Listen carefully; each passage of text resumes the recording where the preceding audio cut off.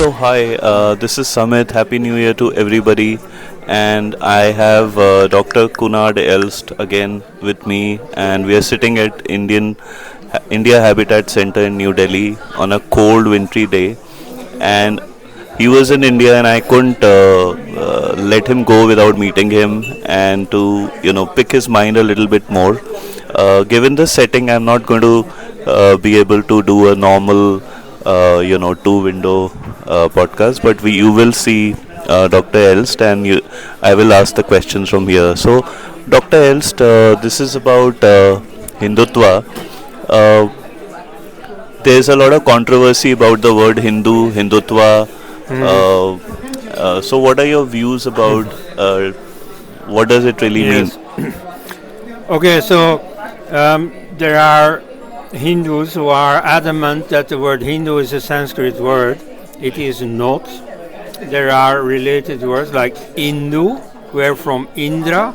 Okay, Indu means a raindrop, and so Indra is literally the rainer. You see, the storm god who brings rain Right, right, after the hot season. right, And but so that's not Hindu. Hindu has a very different origin, very right, simple, not nothing esoteric. So it is named after the river Sindhu, right, which in Persian is pronounced Hindu. right, So without aspiration, not dhu but du, and s becoming ha. So ah, Hindu. This word has been taken over in Arabic also as Hindu. right, The U at the end colloquially not pronounced, so you get Al Hind, which is right, India, right, right, like where from the slogan Jai Hind, right, it's taken over from Arabic, or in Chinese Indu, Intu, and then in Greek, and so all the European languages have taken over from there the word India. right, But so ultimately it's an Indian word, it's a name for Sindhu. And it's a very secular word. It's named after a landscape feature, right, nothing ideological. Okay? But so in Persian and then in the other languages borrowing from it, it simply meant India or Indian. So anyone who lives at or beyond the Indus River is a Hindu for them. right, right, But it was not an Indian word, it was not used in India. right, However, it was imported into India with the Muslim invasions. And when they came in India, you see, the word that they had known since childhood in their own country as Hindu, meaning Indian, that then acquired a religious meaning. right, It meant every Indian who is not a Muslim. right, So right, it immediately had a communal meaning, to use the right, modern jargon. Okay, so right, it definitely had an adversarial implication, right, namely non-Muslim versus Muslim. And right, so all Indians who were not Muslims, then later by extension you could say non-Christian, but so all the native sects and so on, they were all by definition Hindu. This right, immediately takes care of an endless discussion. Are Buddhists Hindus? Are Sikhs Hindus? Are tribals Hindus? Well, by definition they are. This is hmm, the simple historical definition. And so it's a negative definition. It doesn't say what Hindus do or what they believe. And indeed all these sects, all these sampradayas believe and do different things. It's a negative definition. It means not a monotheist, it means a pagan. So an Indian pagan, an Indian heathen, that's a Hindu. hmm. Very, very interesting. Could you also elaborate a little bit on Hindutva, which Yes, from a political standpoint has become like a controversial term? yes. Today, for all practical purposes, the term Hindutva is a shorthand for Hindu nationalism. And indeed, the person who launched it as a political term, Vinayak Damodar Savarkar, explicitly espoused nationalism. And so Right, he meant to define Hindu not as a religious system, as a belief system, as a ritual practice, but as a nation. So for him, you had the Hindu nation, which was effectively all the same people who are called Hindu, namely all the non-Muslims, non-Christians, but conceived as a nation. Now, that I think is controversial in the sense that you see the modern concept of nation is a bit hard to apply to India. Maybe today, now that everybody goes to the same school system, watches the same programs on TV and so on, there is a sense of nationhood. All the inhabitants of the Indian Republic do have more and more in common. So in that sense, a nation is being made. But historically, I think that the concept of nation doesn't fit the Indians very well. Right. So, since at least 2, maybe 3,000 years, there is a certain cultural unity in India. And even if the modern secularists and Nehruvians, claim that was never a notion of India, historically, the Chinese or the Romans or so, who came trading here or studying here, they knew perfectly well what India was, or what Intu in Chinese was, or what Al-Hind in Arabic was. They saw it as a unity. And I think rightly, there was really something in common that distinguished the Indians, no matter how diverse between each other, that it distinguished them collectively from the Romans, from the Chinese, from the outsiders. So, but I mean, to apply the modern concept of nation to that, it doesn't feel right. Right. Yeah. Sure. So India is a republic from the 1947 standpoint, but Hindutva is more the long-lasting cultural Yes. unity that this land had, Right. not a certain religion. At the time, Jawaharlal Nehru spoke of India as a nation in the making.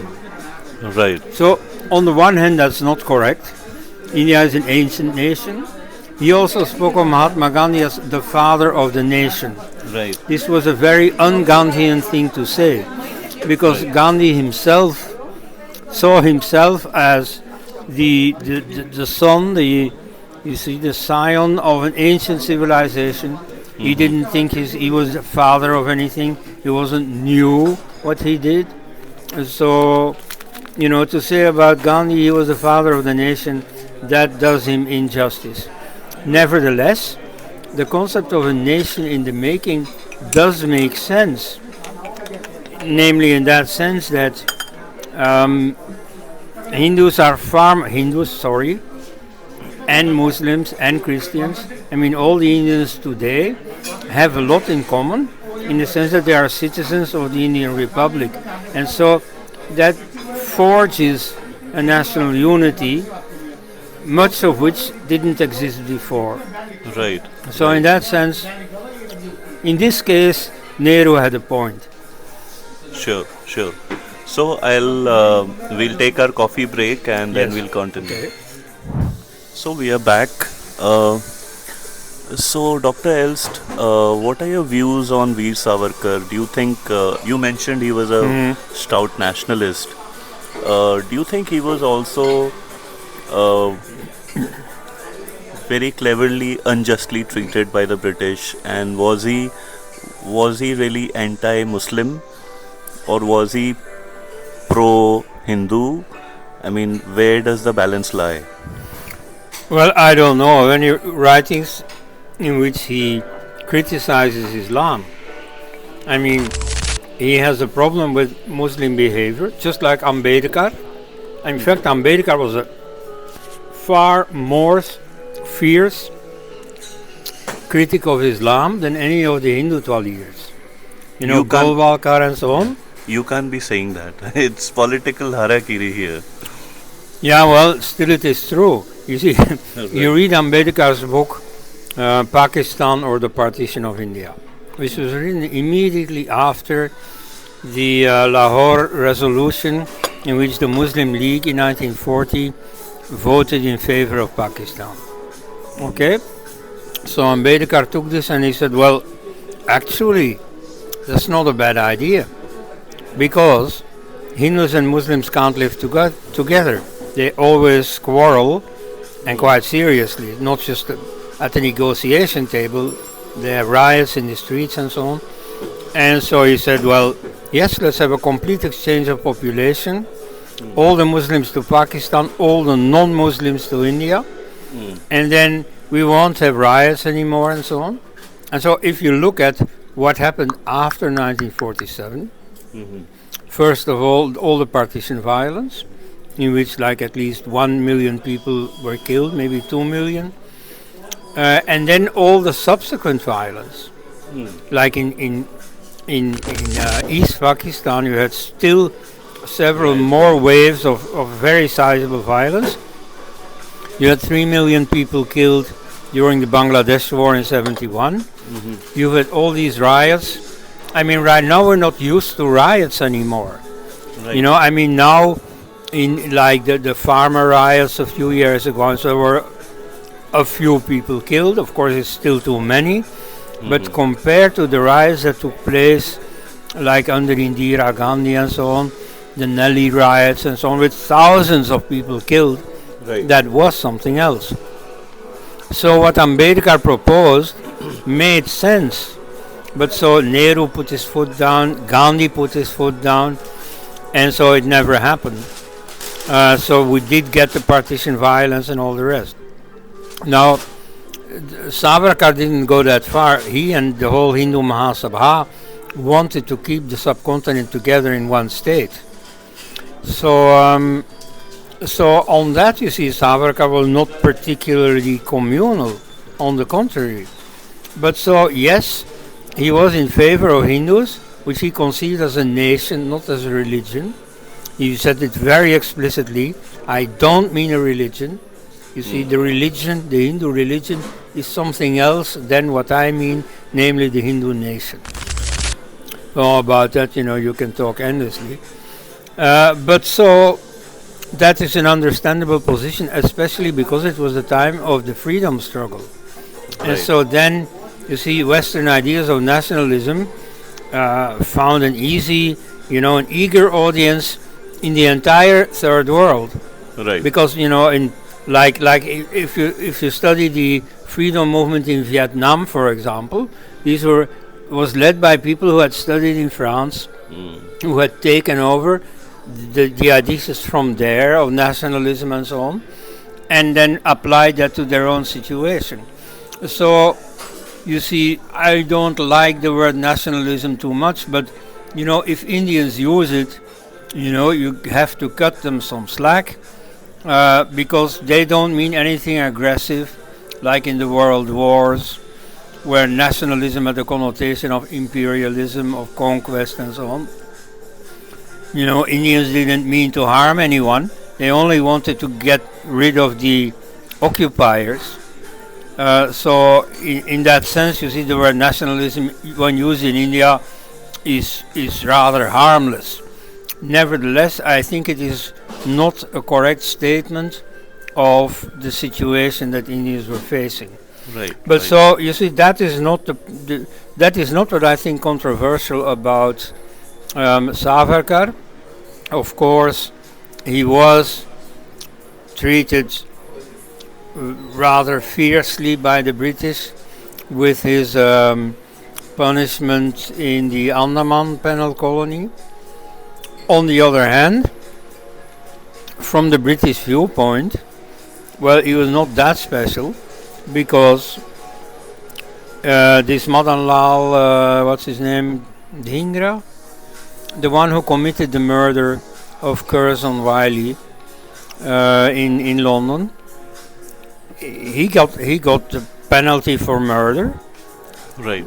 Savarkar was his accomplice, so he got a lesser punishment, no death penalty, but still quite a heavy punishment. You see, so many years in Andaman Penal Colony.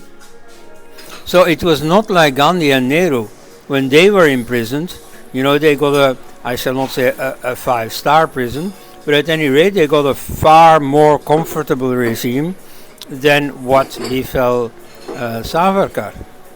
They got like some kind of house arrest or so. I mean, they were treated quite well. Like Nehru was released to look after his dying wife, who was in a sanatorium in Switzerland.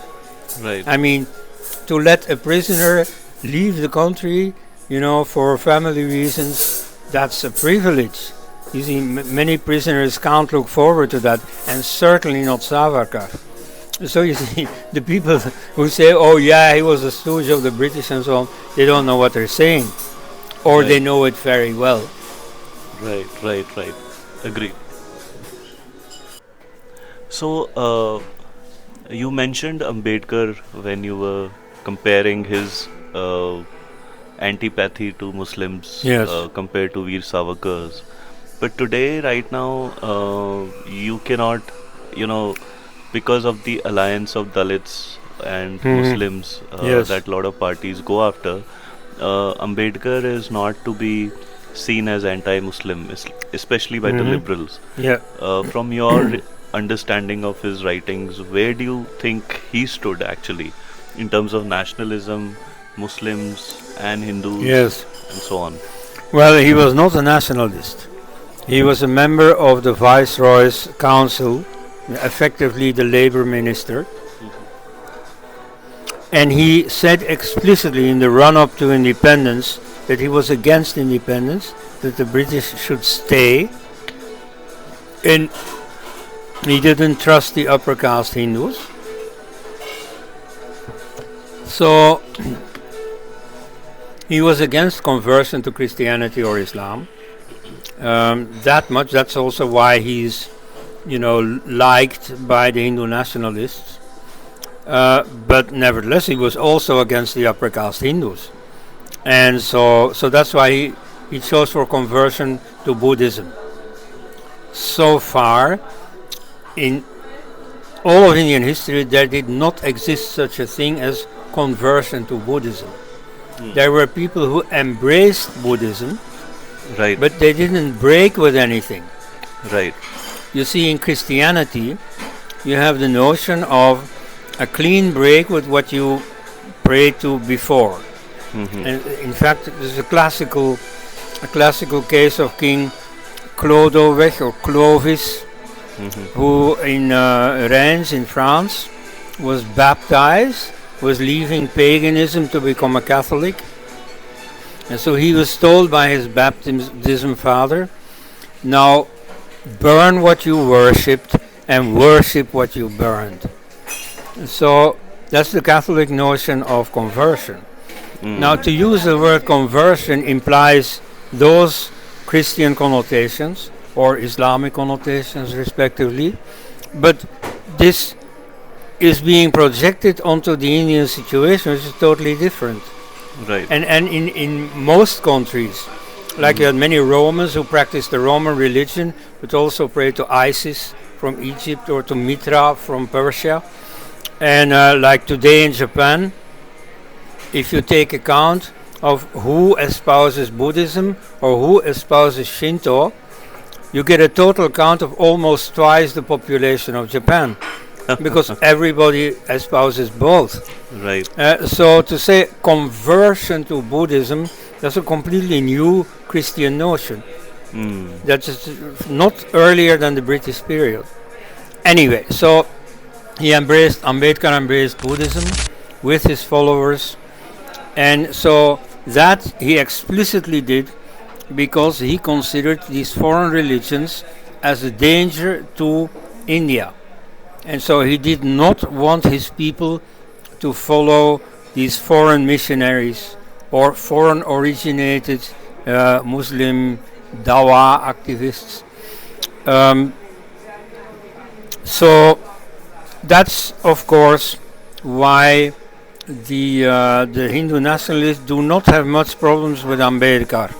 It's also they themselves were always against the caste system, and that's logical because precisely they are nationalists.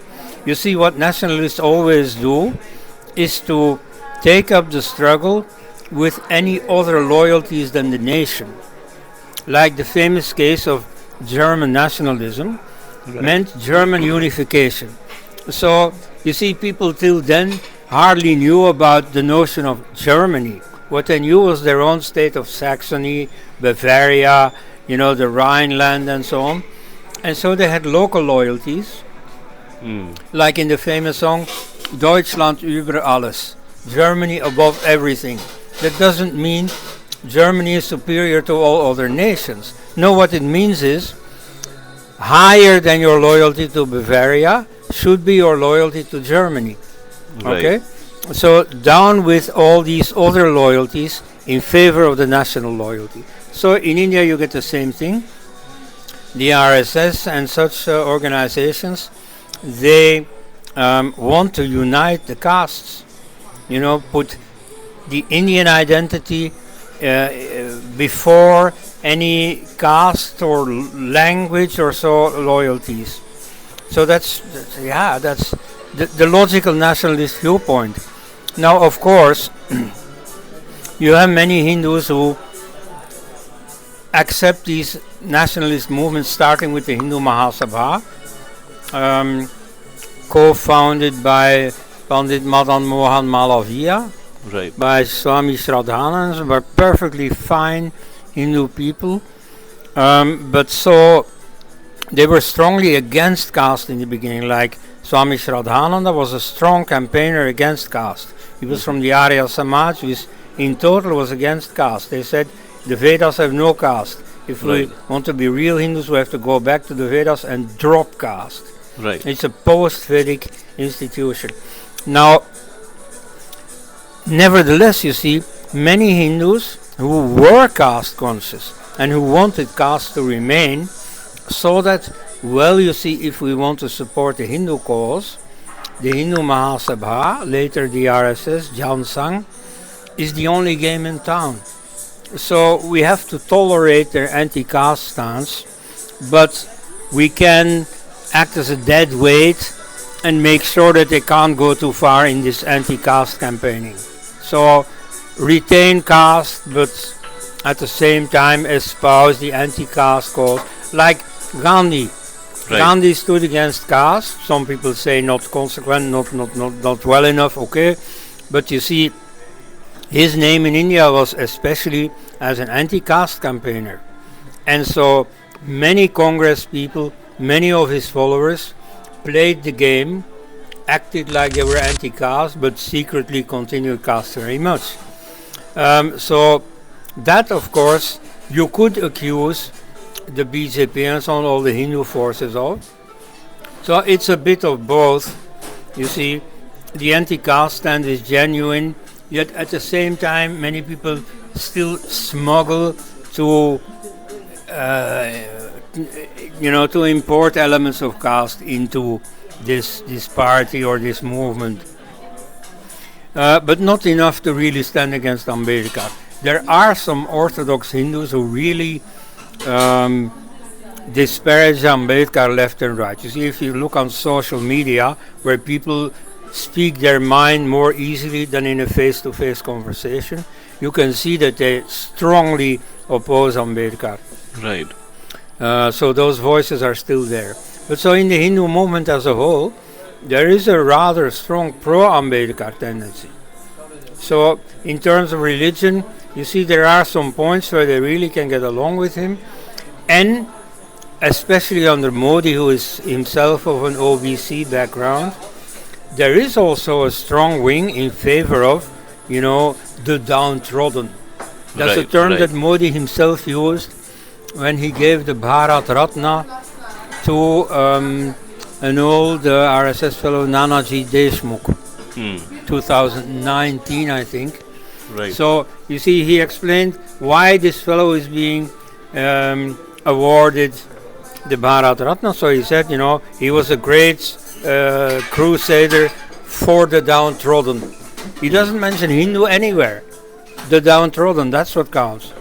And so you could say that his involvement has done very little for Hinduism, but has done quite a lot, well, for people in general, and especially for the downtrodden. Right. So, and so that's a general comment. For people who are poor in India, the Modi government is on the whole very beneficial. You see, Right. and any foreigner who comes regularly to India can see with his own eyes how this country is getting modernized, life is becoming easier, and so on. Like, I don't like to talk about the subject, but nevertheless, you can't deny it. You know, toilets. Mm. You know, I noticed. I just came from Khan Market, and there is a very modern, toilet facility there. And I thought, wow, you see, this has become clean. And it's And a big so, deal if you live through the 80s, 70s, 80s, and yeah, 90s. you see, Indira Gandhi talked about Garibi Hatao, down with poverty, but she didn't know what poverty was. She Right. didn't know what it is that makes poor people tick, so to speak. Whereas Modi knows it, from his own experience. So Right. he cared about something that really makes a difference in the life of poor people, namely the availability of proper, sanitary facilities. Right. Right. Right. Uh, Absolutely. yeah. So I wanted to dig a little bit about the sociological aspect of this Hindutva movement. Now Mhm. that it has matured a little bit, Yeah. and obviously it's had almost 100 years to it, with last 11 being in power, with another 4 5 earlier. So do you think when it starts to capture 40 50% of the population from an electoral perspective, Mhm. do you think it starts to fracture on the two ends of the normal curve, or do you think there is more to come from within? Well, I am no longer very much in touch with actual BJP or RSS activists or leaders. When I wrote my PhD in the 90s, I knew many of them personally. Mm-hmm. I could walk in the BJP national office. Mm. Several people would immediately recognize me, welcome me. I could even sit in on some of their policy meetings and so on.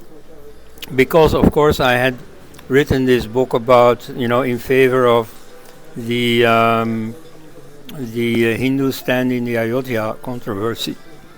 Mm. So that's why, unlike all the other Westerners, they trusted me. And so back then I knew, but you see, that generation has died off completely. Right. And so I don't know the new people personally. Mm. I've talked a few times with some of them, Tejasvi Surya, for example. But no, I mean, what that crowd looks like today, I only know through the papers, and maybe they're not a very reliable source. Right. Right. Right. Yes. So you mentioned Ayodhya, and you wrote your PhD on Ayodhya, right?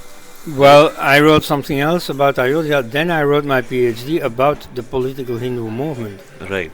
Hmm. So now that we've got the temple going, there's been this clamor uh, for reclaiming some of these temples that were Mm. converted into Yes. mosques. And then you have Mohan Bhagwat kind of pouring cold water and saying that, don't try and find a Yeah. shivling under Hmm. every mosque. Given your understanding of the history, do you think it was a deliberate move by the invaders to take over some of these temples and They themselves say so. And there are plenty of Muslim testimonies about, the joy they feel in destroying pagan temples, and not only in India, because what happened in India is not typically Indian. It right? starts with the Prophet himself, who, he conquers Mecca, Mm-hmm. where there is the Kaaba. The Kaaba has 360 murtis, which he destroys with his own hands. So you see all the later, Islamic invaders, Ghaznavi and Ghori and so on, in destroying temples, they are simply repeating a pattern set by the Prophet himself. So it's eminently in keeping with Islamic law.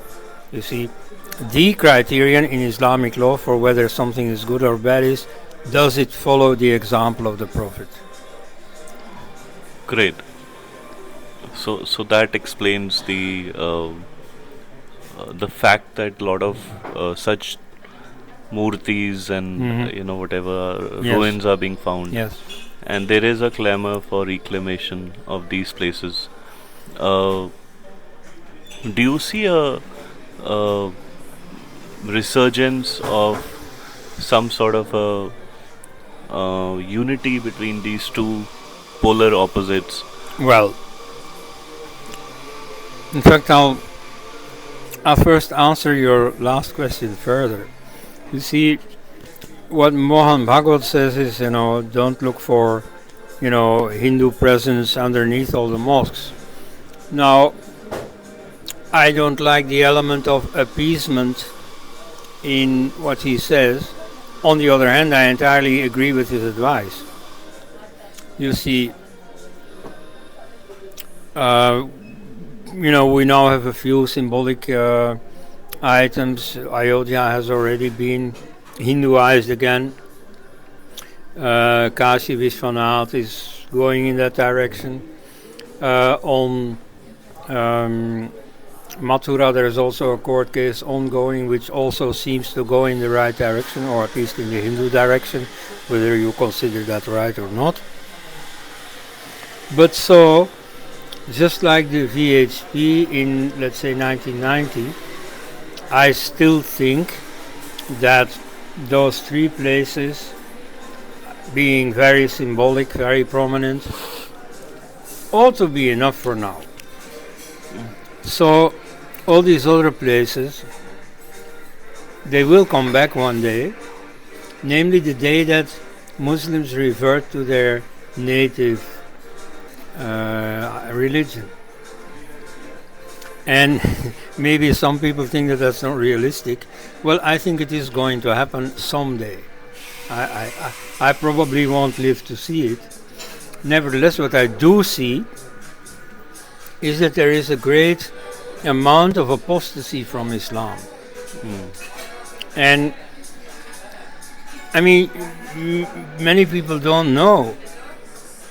Like I see in Europe, for example, the whole political class is also busy with appeasement of Islam and so on, and totally ignore, sometimes even punish, ex-Muslims.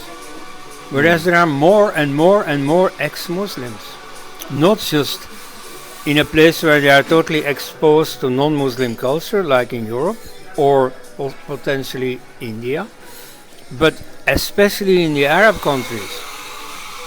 So, like there is this American institution, the Pew Research. Right. So every 10 years they do these polls, Right. also in the heartland of Arabia. And so what they notice is that every other 10 years, the number of Muslims is falling. And so for social reasons, they don't publicize it much, but definitely Islam is besieged. Right. I mean, Hindus always used to say, yeah, Hinduism is under siege. But today Islam is under siege. Not in the sense of intolerant Hindus or whatever. No, you see, Muslims, Muslim youngsters, Muslim students especially, who watch these YouTube videos, presenting criticism of Islam, presenting the latest historical findings about the genesis of Islam and so on, they start doubting Islam. Not so much in the sense of, the supposed crimes that Islam has committed. That's not something that people like to hear about. To accuse your own ancestors of, destructive behavior and so on. But they also don't like to associate with the ultimately ridicule of the story on which Islam is based being totally debunked by scholarship. Like, for example, the in Ayodhya, there's been a lot of discussion about did Rama really live there? Was Right, there an right, Ayodhya at right. the time and so on? Well, you could ask the same questions about Mecca. Hmm. And so there is now quite a bit of scholarship that says there was no Mecca at the time. Hmm. Mecca dates from about a century later. It dates from after Muhammad. Hmm. And Muhammad didn't live in Mecca. There was no Mecca yet. He lived in Petra in Jordan. And so when he goes to Medina, Hmm. Medina is not to the north of where he's living, it's to the south of where he's living. Right. And about the same distance. And there are many things that point in this direction, like the direction of the Qibla in the oldest mosques Hmm. is not towards Mecca, Hmm. but is towards Petra. Hmm. And so you see that makes many young, curious Muslims doubt the whole Islamic narrative. And so, yeah, I mean, it's not given much publicity, but it's happening on a large scale. Right. And so many imams and muftis and so on are worried about this development. I've seen it myself in Roman Catholicism. When I was a kid, it was also starting to erode. Like, for example, many priests were leaving the priesthood, Right. often still remaining Catholic, nevertheless not wanting to really give their life to it. Right. And many others also leaving Catholicism altogether. And so you start getting the same phenomenon today in Islam. So I wouldn't be too worried if I were a Hindu nationalist about Islam taking over India and so on. You have these claims on social media, that before the century is over, India will be an Islamic country. Same thing in Europe, same story. So I don't think so. You see, some people think that Islam is a black hole. If you get into it, you can't get out anymore. Right. Now, in reality, you see, millions of people are leaving Islam. And so, and even those within, you hear a lot about ISIS and Al Qaeda and so on, and Hamas and so on being very militant. Yet, first of all, they are losing strength. Hmm. But mostly, you see, they really are a minority. Most Muslims are not into that militancy. Right. So far they supported it passively from the safety of their own homes. They would sometimes maybe donate to, ISIS money collection or so. They would give verbal support, but they wouldn't really support it. And even that is getting less and less. Right. So in that sense, you see, I mean, this whole hostile image of Muslims is very overdone. And then there is this Muhammad bin Salman from Saudi Arabia, Yes. who's clamped down on Wahhabism and the radical mullahs. In fact, he has given them the script what to preach in their mosque without a loudspeaker. So that ought to temper some of the extreme elements Yes, coming you out see, of there. the case of Mohammed bin Salman is really intriguing. You see, so far he does these things that are not very revolutionary, like, for instance, allowing women to drive a car. Right. That wasn't the case a few years ago. So he may think that these are just cosmetic little changes that don't erode the position of Islam. But to me, it looks exactly like the attitude of the Catholic bishops around the time when I was born, 1959, who were allowing reforms, like they were less serious about teaching the catechism, the stuff that Catholics have to believe in schools. We didn't have that course anymore. Right. And so they thought that was just a modernization that was necessary to get with the times and so on. in reality, that was the beginning of the end. Hmm. They presided over the liquidation of the Catholic belief. Hmm. Now, I have the impression that the same thing is happening in Saudi Arabia. Right. You see, slower perhaps in a different way, but essentially that is what's happening. Now, there are two explanations here. Either Mohammed bin Salman doesn't know what he's doing, Hmm. but to the extent that I can see this man performing, I don't think he's stupid. I think he knows Sure. very well what the situation is.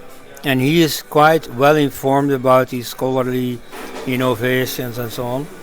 So the other explanation is that he is deliberately, well, weakening the Islam that we know. Maybe not Islam altogether, not sure. But at any rate, you see, like for example, he spoke very, disparagingly about the Palestinian movement. Right. Right. Now, Right. so far, all Muslims have supported Hamas, at least verbally and so on. There was no doubt about it. And you see, he or people in the Emirates, for instance, have said, well, we're not interested.